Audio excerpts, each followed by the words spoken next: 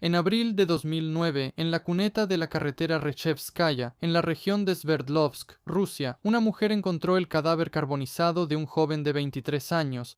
Resultó ser un estudiante de cuarto año del Instituto Financiero y Jurídico de los Urales, que había desaparecido sin dejar rastro hacía 3 meses. El cuerpo estaba rodeado de llantas y prácticamente completamente quemado. Los agentes que investigaban este caso aún no sospechaban que habían dado con la pista de uno de los maníacos más inteligentes y astutos de Rusia, cuya genialidad se combinaba con la locura de un sádico. Están en el canal Strashnotai. Hoy tenemos a un maníaco sumamente ingenioso, cuyos crímenes parecen irreales y cinematográficos. Es difícil creer que se cometieron en la vida real. Egor Nikolayevich Yabarov nació el 18 de mayo de 1979 en la ciudad de Sverdlovsk, que ahora es Ekaterimburgo. Los tiempos de su infancia y juventud fueron prósperos. La familia no tenía problemas de dinero. El padre, Nikolai Jabarov, en los años 90 se dedicó al emprendimiento y logró grandes éxitos. El niño, en cambio, creció siendo reservado y no era popular en la escuela. Sus compañeros a menudo lo molestaban por su baja estatura y complexión débil. Además, tenía problemas mentales y estaba registrado en el hospital psiquiátrico.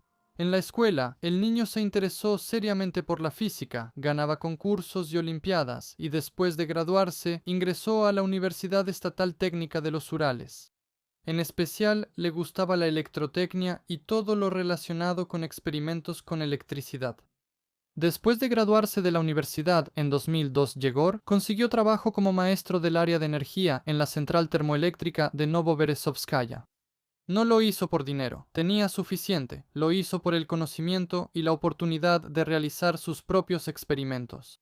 En ese tiempo, el padre de Yegor le compró un departamento con un garaje subterráneo. Yegor vivía en ese departamento. Él no consumía ninguna sustancia prohibida, no bebía, no era agresivo y tenía la reputación de ser una persona tranquila, calmada y siempre dispuesta a ayudar. Los amigos, conocidos y vecinos hablaban bien de él, pero, en contraste, con el sexo opuesto, el hombre no tenía suerte.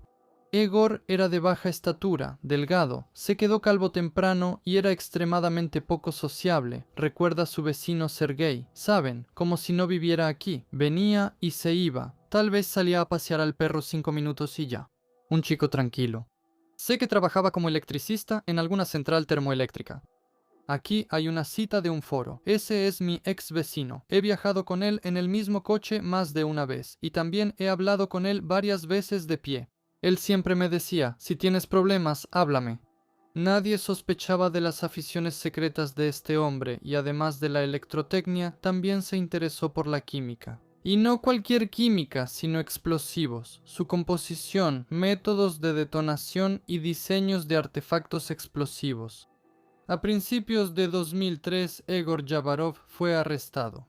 Los agentes lo acusaron de falsificar billetes de 500 rublos, pero el caso se encubrió rápidamente, ya que los investigadores no pudieron probarlo por alguna razón. Tal vez no estuvo exento de la intervención de un papá influyente. El siguiente arresto fue en septiembre de 2004, ahora lo acusaron de fabricar bombas caseras para venderlas. Los investigadores descubrieron que Yegor fabricó explosivos, usando como carga una mezcla de nitrato de amonio, polvo de aluminio y minio de plomo. Buscó información sobre esto en internet y en literatura especializada. Como anilla de seguridad, Kavarov instaló un lazo de alambre. La explosión ocurría 4 minutos después de tirar del lazo. Planeaba vender los artefactos explosivos, y para demostrar que el dispositivo funcionaba, mostraba un video que grabó en el cementerio Mikhailovsky de la ciudad de Ekaterimburgo. Sus dispositivos explotaban tan bien como las municiones militares. En total, hay 2 grabaciones de los experimentos donde Igor hacía explotar sus bombas de tiempo, pero es posible que hayan sido muchas más. Dejaré materiales adicionales en el Telegram de Strashnoti. Si les interesa, vayan, suscríbanse y échenle un vistazo. Sin embargo, a Egor Yabarov no lo encarcelaron de nuevo, porque su padre contrató a todo un equipo de abogados. presentaron una solicitud para realizar una pericia médico-legal en el Hospital Psiquiátrico Clínico Regional de Sverdlovsk. El objetivo era demostrar que él no era un criminal, sino simplemente una persona con problemas mentales. Revisaron sus expedientes médicos de la infancia y la adolescencia. También confirmaron los problemas mentales y que había recibido tratamientos. Al final, reconocieron a Jabarov como inimputable y lo enviaron a tratamiento obligatorio. Después de varios meses de tratamiento en el pueblo de Izet, Egor quedó en libertad. Sintió su total impunidad y al parecer empezó a sufrir un complejo de superioridad considerándose el centro del universo. De 2005 a 2008 Jabarov siguió los pasos de su padre y decidió dedicarse al emprendimiento. Actuaba como intermediario en la venta de productos eléctricos y tuberías industriales en nombre de la empresa de su padre, y no le iba nada mal. Pero la pasión por los experimentos no desapareció. El electricista seguía desarrollando sus habilidades profesionales, sus conocimientos en ingeniería eléctrica e inventando todo tipo de dispositivos y aparatos. Pero no pensaba usarlos precisamente en experimentos inofensivos. En 2008 Egor Jabarov crea una organización criminal. Él les pinta perspectivas brillantes de ataques cuidadosamente planeados y un botín abundante. Pero los crímenes de la banda fueron un fracaso, ni botín ni perspectivas. Los cómplices inexpertos arruinaron varias de sus brillantes operaciones. Entonces acusó a los miembros de su organización de cobardía y estupidez, y después los echó a todos. Egor no se detuvo ahí. Consiguió trabajo como guardia en una empresa de seguridad privada y formó un nuevo grupo con los chicos de ahí. En la organización de Jabarov había una disciplina estricta. A pesar de su apariencia y complexión, gozaba de una autoridad incuestionable. Para armar a los miembros de su banda, Igor compraba armas de gas y las modificaba para usar munición real, además de organizar entrenamientos de tiro en el bosque con los delincuentes novatos, donde también instaló varios escondites con municiones. Por razones de seguridad, Jabarov no presentaba a los miembros de la banda entre sí, por lo que no sabían con quién formaban parte de la misma banda, y hasta ahora se desconoce el número exacto de integrantes. Egor amenazaba a sus bandidos con represalias en caso de desobediencia. Además, les contaba sobre los venenos que él mismo había inventado y sobre experimentos con corriente eléctrica, todo para intimidarlos. ¿Hace falta decir que esa banda no era más que un juguete en manos de un vanidoso arrogante? La banda elegía a sus víctimas, no al azar. Buscaban anuncios publicados en periódicos o en internet sobre la compra de computadoras y sus componentes. En el verano de 2008, Yegor Jabarov preparó un crimen espantoso. La víctima fue Vlad Porfiriev, un técnico en reparación de computadoras de 27 años. Durante el día del 8 de junio, Yegor Jabarov se reunió con Porfiriev en la intersección de las calles Lenin y Gagarin para ofrecerle un pequeño trabajo. El cómplice fue Sergei Kochnev, en quien Yegor confiaba plenamente. Kochnev Sergei Mikhailovich, nacido en 1982, mide 197 centímetros y pesa más de 100 kilogramos. Es un hombre corpulento y hosco. Al lugar de la reunión llegó un viejo Hyundai gris claro. De la puerta salió un hombrecito delgado y pequeño con una calva prominente. Sus ojitos negros brillaban, tenía una extraña sonrisa que no se le quitaba del rostro. Pero Vlad no le dio importancia a eso. ¿Qué más da cómo se vean los clientes, mientras paguen? El hombrecito asintió amablemente e invitó a Vlad a subir al coche. Vlad se sentó en el asiento delantero. Detrás de él estaba un grandulón enorme. En todo el camino no dijo ni una palabra. Llevaron a Vlad a la cochera número 36 en la calle Botánica, donde vivía Jabarov. Asegurándose de que nadie los viera, los criminales lo atacaron, lo ataron con cinta adhesiva y le pusieron esposas. Igor ya tenía listo un plan aterrador. Jabarov decidió acabar con el joven usando la corriente de un generador que él mismo construyó. Por la puerta trasera izquierda del auto, el electricista conectó los cables del aparato a la mano izquierda y la pierna izquierda de Vlad. Después cerró todas las puertas y ventanas del auto. Encendió el aparato y cerró el circuito de los cables. Así Vlad Porfiriev recibió una descarga eléctrica mortal.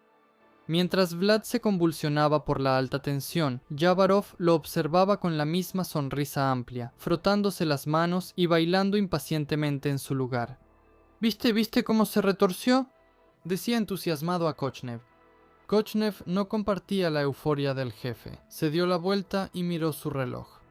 Poco después, los espasmos cesaron y Kavarov apagó el interruptor. Se acercó con cuidado a la puerta, la abrió y se echó a reír alegremente al percibir el olor a carne asada. El cuerpo del electricista y su compañero fueron sacados en auto fuera de Ekaterimburgo y arrojados a una fosa en el kilómetro 17 de la carretera Ekaterimburgo-Serov.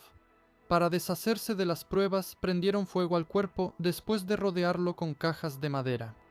Al descubrir los restos, los criminalistas vieron que la víctima tenía el hueso del paladar perforado con un objeto punzocortante, y ese objeto había llegado hasta el cerebro. La lengua del fallecido estaba fuertemente apretada entre los dientes y sobresalía 1 centímetro. Los pies estaban muy arqueados, los codos doblados y las manos apretadas junto a la barbilla.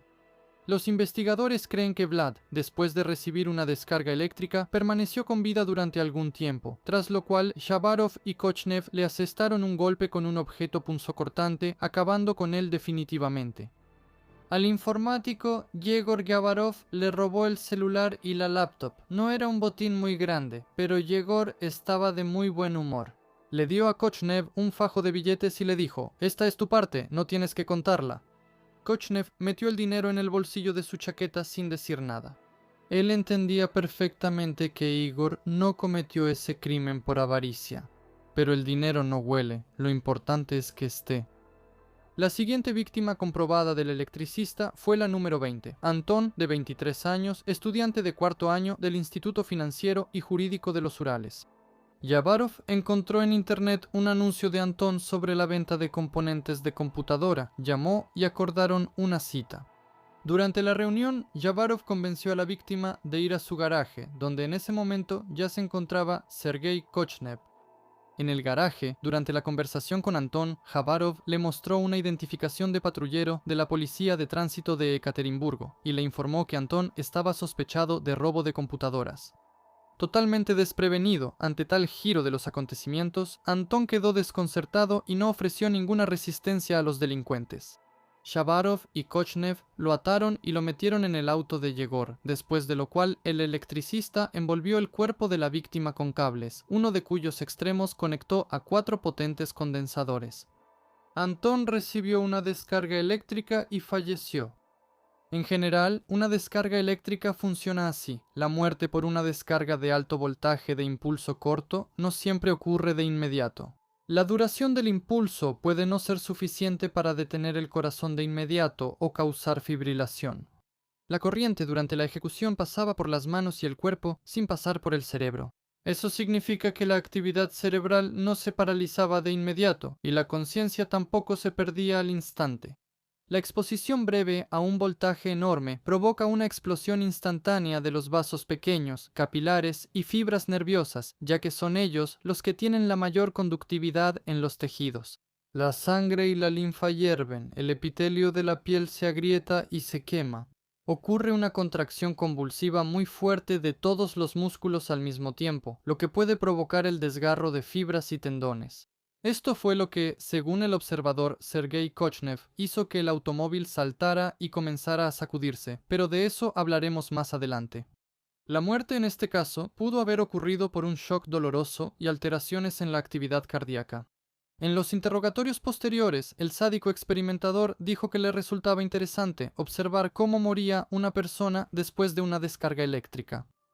Esa misma noche, Yavarov y Kochnev sacaron el cuerpo a las afueras de la ciudad, donde lo arrojaron a una zanja cerca del camino, lo rodearon con llantas de automóvil y le prendieron fuego. Los restos esqueléticos de Antón fueron encontrados 3 meses después, en abril de 2009. La identidad se determinó por los dientes, la madre lo confirmó, después de lo cual se abrió un caso penal y comenzó la investigación. La investigación sobre la desaparición de Antón no duró mucho. El análisis de sus llamadas y la recopilación de información en Internet ayudaron a descubrir que Egor Yavarov fue una de las últimas personas que vio al joven antes de su desaparición. El electricista fue detenido el 14 de mayo de 2009 en su departamento, sospechoso de haber cometido el delito.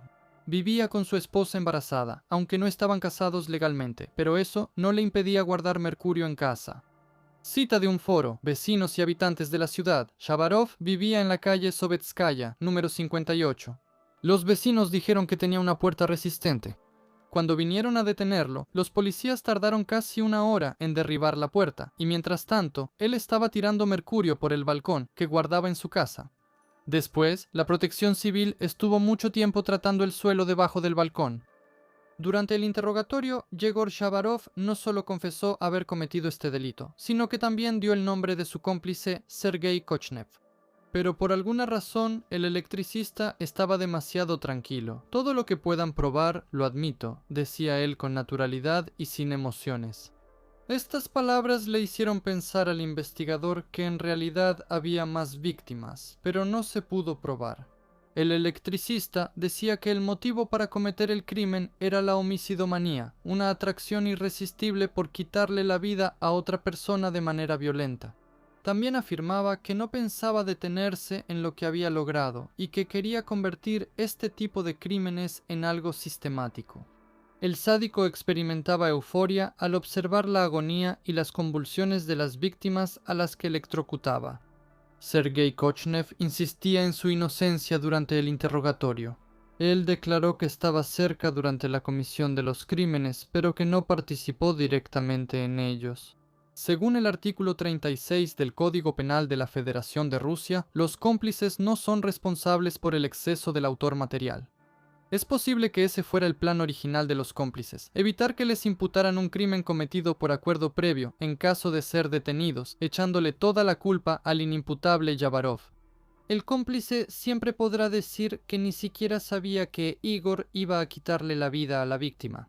Sin embargo, el cómplice pudo haber jugado el papel de apoyo psicológico para el electricista, ya que el pequeño y enclenque maniático nunca se habría atrevido a cometer sus fechorías sin el respaldo de un joven fuerte de 2 metros de altura. Según los relatos de Sergei Kochnev durante la comisión del crimen, las descargas eléctricas eran tan fuertes que los autos donde estaban las víctimas comenzaban a moverse violentamente.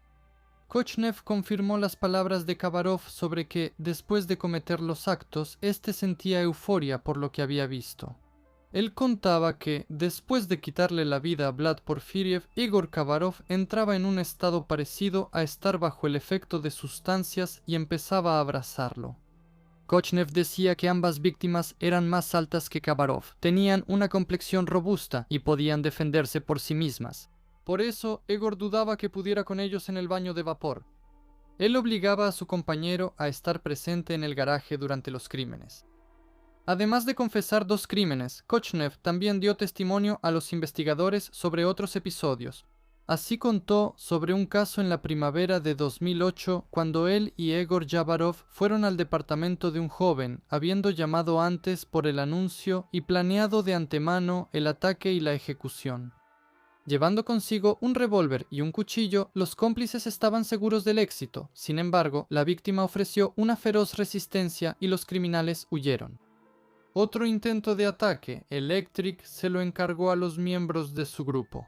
Primero, Egor llegó al lugar del crimen él mismo para explorar la situación y luego envió a sus bandidos a la dirección. Al parecer, el dueño del departamento sospechó algo y no abrió la puerta ni habló con los miembros de la banda.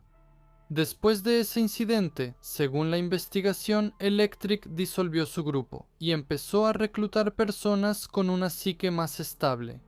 Sergei Kochnev también confesó que Yavarov le propuso secuestrar y robar a un hombre con el que Egor había trabajado antes en la central termoeléctrica. Los delincuentes observaron al hombre durante varias semanas, seguían sus rutas de desplazamiento, pero no lograron llevar a cabo lo planeado. Fueron arrestados. Todos los miembros de la banda de Yavarov, después de su arresto, pasaron a ser considerados testigos en el caso penal. Ellos mostraron a los agentes el lugar de varios escondites en el bosque, donde Yavarov ocultaba pistolas. Los conocidos de Javarov lo describían como una persona con un orgullo desmedido, arrogancia y un profundo desprecio por la sociedad. Durante los interrogatorios, Igor Jabarov confirmó que el despotismo era uno de sus rasgos y contó a los investigadores su teoría pervertida. Según él, las personas se dividen en gente común, que simplemente sigue la corriente, y personas a las que se les permite todo. Bueno, literalmente, magos y muggles, supongo, si entienden a qué me refiero. Por supuesto, Jabarov se consideraba a sí mismo parte de la segunda categoría. Según los investigadores, Jabarov tenía su propia filosofía. Él negaba el mandamiento de no matar, considerándose una persona que podía quitarle la vida a otros. En los interrogatorios, Jabarov dijo que le resultaba interesante ver cómo moría una persona tras recibir una descarga eléctrica y qué pasaba con sus tejidos y órganos. El médico psicoterapeuta y psiquiatra Georgi Amusin también cree que Jabarov sentía placer al observar el sufrimiento de sus víctimas. Él señala que en la época soviética a personas así casi nunca las dejaban salir de los hospitales psiquiátricos cerrados. Los especialistas entendían que las estructuras patológicas y las personalidades seguían siendo las mismas, pero lamentablemente así era. Entre las pertenencias personales y documentos de Yegor Jabarov se encontró una credencial de voluntario de la Policía de Tránsito de Angie con registros de guardias en la primavera de 2009, así como una licencia de conducir. Durante la revisión, descubrieron que la credencial de Jabarov aparecía en todas las bases oficiales del Ministerio del Interior, no era falsa y realmente le fue expedida en 2004. ¿Quién y en base a qué se la expidió? Los investigadores lo averiguarán después. Una enfermedad mental es una contraindicación médica para conducir un vehículo, pero por alguna razón a Egor Jabarov no le retiraron la licencia de conducir. El caso causó un gran revuelo público, por lo que la Fiscalía del Distrito de Berjotursky inició una investigación aparte contra varios funcionarios para establecer las circunstancias bajo las cuales Jabarov, oficialmente declarado inimputable, logró obtener una credencial de voluntario de la Policía de Tránsito y no fue privado de su licencia de conducir. Pero los resultados de la investigación nunca se hicieron públicos para la sociedad en general. No es un secreto que el padre de Egor Jabarov es una persona influyente. Hubo muchos rumores de que el certificado de inimputabilidad fue comprado y que el caso en el año 2004 fue encubierto. La investigación reconoció que el nivel de preparación de Jabarov para cometer delitos era muy alto. Después de su arresto, durante el registro de su departamento y su garaje, los investigadores encontraron varios dispositivos hechos a mano y radios portátiles que estaban sintonizados en las frecuencias utilizadas por la policía para las comunicaciones por radio. De 4 potentes condensadores eléctricos, Jabarov construyó una batería que utilizó para torturar a Anton. Para mantener el condensador en funcionamiento, Jabarov armó una planta eléctrica portátil que servía como fuente de alto voltaje para cargar la batería. Jabarov planeaba tender emboscadas a los automovilistas en una de las carreteras que llevaban a Ekaterimburgo y luego atacar. Para esto compró una cámara de video oculta y la instaló en la suela de una bota militar de cuero sintético. Pensaba colocar esta bota con cámara en la orilla de la carretera y observar todos los autos que pasaban, sentado en su casa frente a la computadora. Para detener los autos de las posibles víctimas, Jabarov armó generadores de microondas usando transistores, tubos, bobinas, Tesla, un magnetrón de un horno de microondas, cuyos rayos, a través de las rendijas y el sello de goma de la tapa del cofre del auto, descompondrían la electrónica y apagarían el motor. Pero al final no logró crear una versión funcional del dispositivo. Para realizar varios experimentos, Jabarov armó un pequeño generador de alta frecuencia en su departamento. Con su ayuda, planeaba perfeccionarse en la realización de explosiones de recipientes y contenedores que contenían líquidos, conectando cables pelados bajo tensión y seleccionando una frecuencia específica. También realizaba experimentos para crear un sistema neuroóptico que mediante un destello de luz actuaba sobre la zona del cerebro responsable de almacenar recuerdos. Para esto, Igor ensambló un dispositivo utilizando el cuerpo de un flash fotográfico soviético Luch-M. Después de su arresto, Jabarov afirmó a los investigadores que su invento borraba los recuerdos y la memoria a corto plazo del sujeto, pero no se encontraron pruebas de esto. Recuerdos del investigador del caso Electric, Yuri Elantsev. Recuerdo que tenía un pariente que era una persona importante y él mismo no era nada pobre. Se comportaba con confianza y hacía el papel de científico, de investigador. En realidad era muy inteligente y desarrollado intelectualmente, yo diría incluso genial. También quería ejecutar con electricidad. Se destacó por sus ideas poco comunes. Uno de sus inventos fue una alfombrilla eléctrica para automóviles. Planeaba detener un auto en la carretera, mostrarle su placa al conductor, sentarlo en el asiento delantero y luego quitarle la vida usando esa alfombrilla. Sigue siendo un misterio si Egor Jabarov realmente creía que otras armas de muerte realmente tenían las propiedades que él les atribuía, o era una simulación planeada para hacerse pasar por loco en caso de ser capturado. Los investigadores encontraron numerosas pruebas que indican que al menos 7 personas fueron víctimas. Otras desapariciones y muertes ya habían ocurrido fuera de nuestro territorio, así que no podíamos encargarnos de ese caso. Inicialmente, Jabarova era sospechoso de otros 5 crímenes con resultado mortal. Algunas pruebas apuntaban a esto, pero solo se pudieron demostrar 2. Honestamente, me sorprende que lo hayan dejado en libertad. Todos pensábamos que lo iban a encerrar en el hospital por mucho tiempo. Igor Jabarov resaltó en el periódico varios anuncios de particulares sobre la compra de computadoras y componentes. Algunos de ellos estaban entre los desaparecidos. Entre los dispositivos que él fabricó encontraron una fuente de alimentación para el generador de Marx, que podía servir como generador para cargar una batería de condensadores.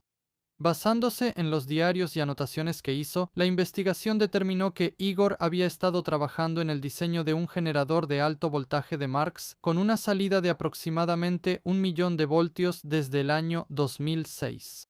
Según la versión de la investigación, el objetivo final de sus experimentos con la electricidad era la completa destrucción del cadáver.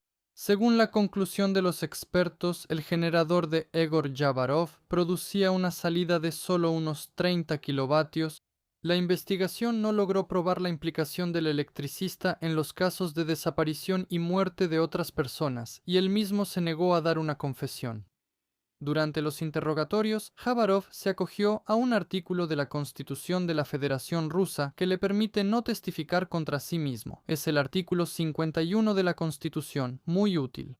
Y se apegó a la presunción de inocencia, declarando que solo asumiría responsabilidad penal por aquellos crímenes que la investigación pudiera probar. Al final, a él y a Sergei Kochnev se les acusó de cometer un asalto con robo, intento de secuestro y 2 casos de homicidio. Durante la investigación de los crímenes, a petición del abogado, Jabarov fue enviado nuevamente al Hospital Clínico Psiquiátrico Regional de Sverdlovsk, donde se realizó una pericia forense psiquiátrica. Al electricista lo declararon inimputable. En el año 2010, el Tribunal del Distrito de Kirov lo liberó de responsabilidad penal y le asignó tratamiento obligatorio con internamiento y observación intensiva. En enero de 2012, a Egor Jabarov lo trasladaron a Moscú, donde lo internaron en el Centro Federal de Investigación Médica de Psiquiatría y Narcología, donde nuevamente le realizaron una pericia forense, cuyos resultados determinaron otra vez que era inimputable, tras lo cual el Tribunal del Distrito de Kirov lo envió nuevamente a un hospital con observación intensiva, en mayo de 2012. La doctora psiquiatra, jefa del departamento de ese mismo hospital, a solicitud del abogado de Jabarov, se pronunció en contra de que Igor fuera internado en un hospital con observación intensiva. Después de eso, sus abogados enviaron una apelación de casación contra la decisión del Tribunal del Distrito de Kirov. El 20 de julio de 2012, la apelación fue rechazada y la resolución del tribunal respecto a Egor Jabarov se mantuvo sin cambios.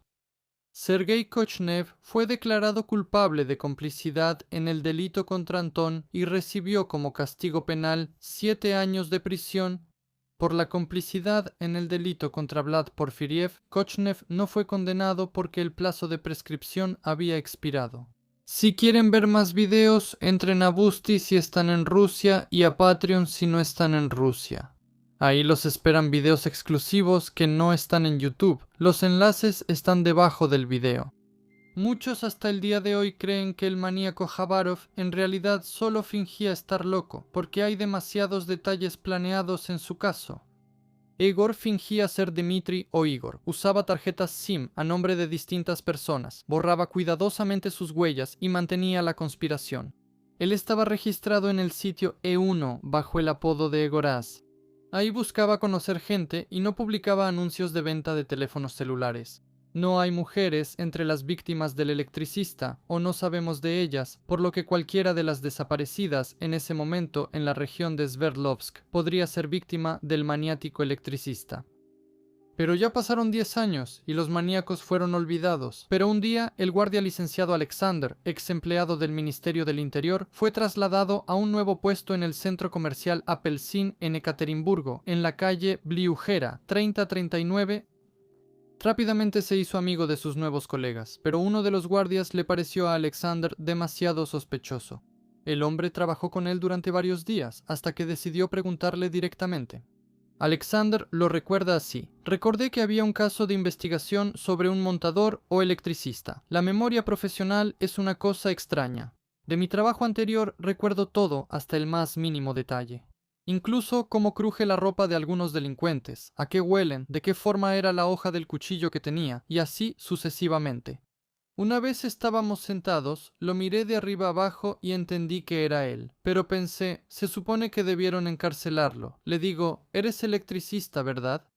Eso lo sorprendió mucho, se asustó visiblemente. Me dice, no, tengo otra profesión.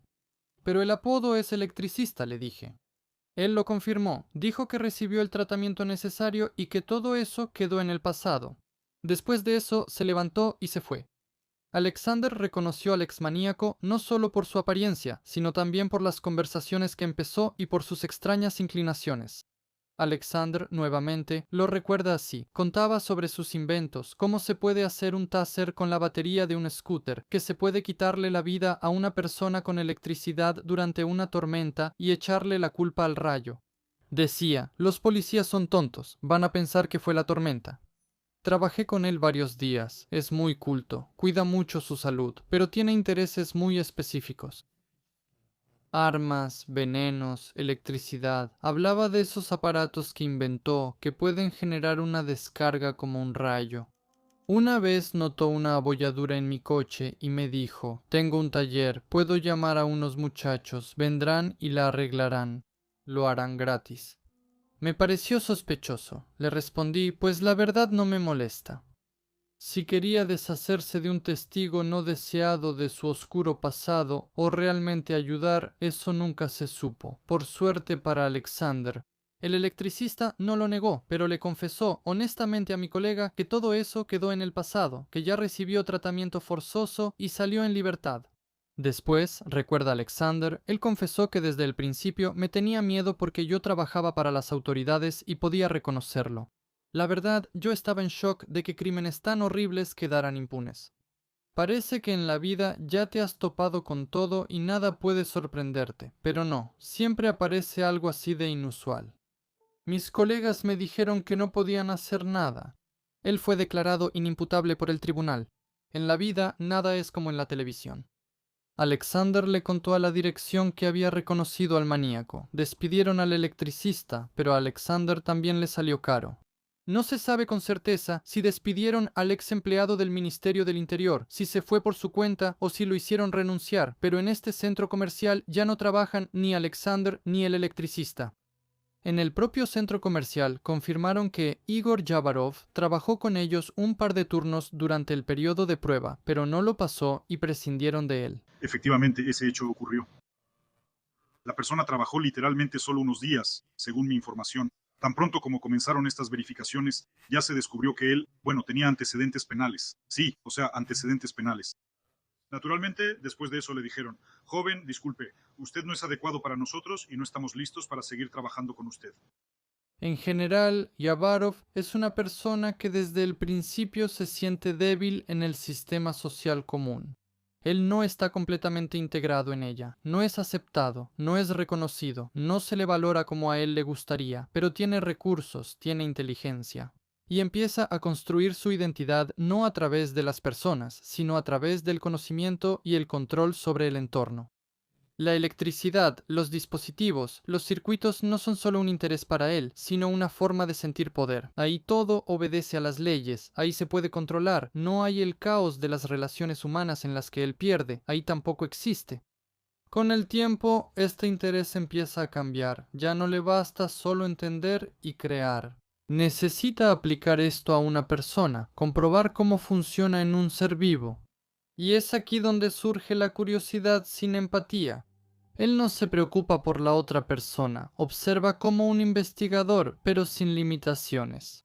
El cuerpo ajeno para él es un sistema por el que pasa la corriente, sobre el que se puede influir para ver el resultado.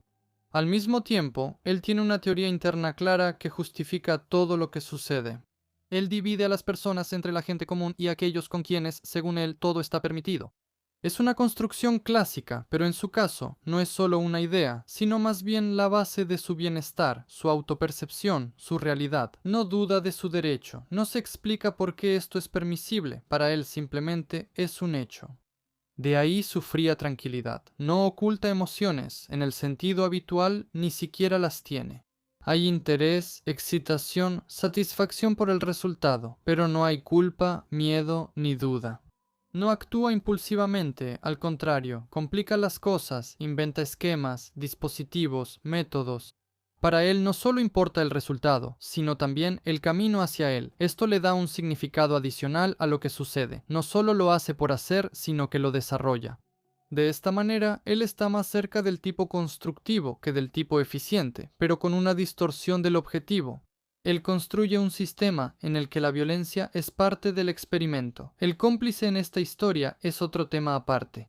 Kochnev, al parecer, es una persona con poca erudición interna. No inicia, no inventa, tampoco experimenta euforia.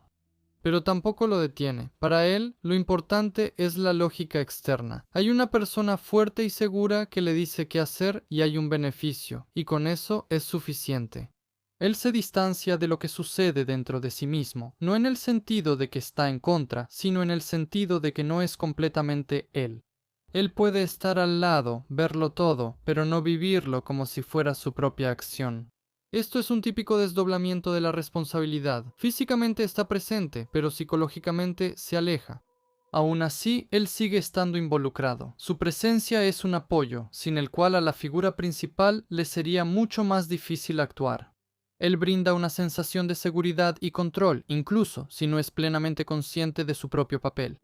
Y también es interesante que Jabarov no solo actúa, sino que quiere escalar. Para él, las acciones individuales no son suficientes. Él piensa en términos globales, en series, esquemas, sistemas. Esto indica que el crimen es parte de su proyecto, parte de su vida misma. Por eso es extremadamente peligroso. No es una persona que perdió el control, sino alguien que integró la destrucción en su visión del mundo, la reflexionó, la justificó y empezó a desarrollarla como cualquier otra actividad. Ahora no sabemos dónde vive y trabaja el electricista, pero estamos seguros de que el maniático, sospechoso de 7 crímenes, está en libertad y nadie a su alrededor puede estar seguro. Y el Hyundai gris todavía está registrado a su nombre y sigue acumulando multas en los trabajos. ¿Y ustedes qué opinan sobre este caso? Escriban sus comentarios, den like, dislike y vean otros videos en el canal. Ahora mismo están en las sugerencias.